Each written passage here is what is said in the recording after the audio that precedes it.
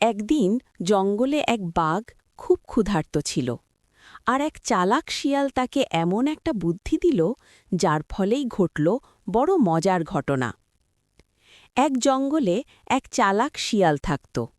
সবাই তাকে শিয়াল পণ্ডিত বলে ডাকত, কারণ সে সবসময় বুদ্ধির কথা বলত। একদিন তার মামা বাঘ তাকে দেখতে এলো।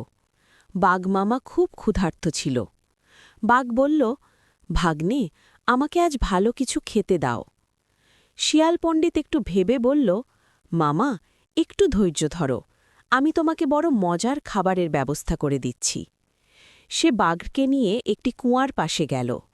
কুয়ার কানিতে আকাশের চাঁদের প্রতিচ্ছবি দেখা যাচ্ছিল।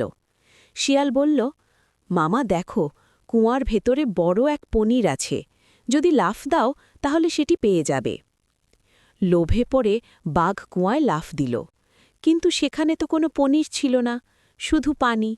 বাঘ তখন কুয়ায় পড়ে গেল আর শিয়াল পণ্ডিত হেসে পালিয়ে গেল।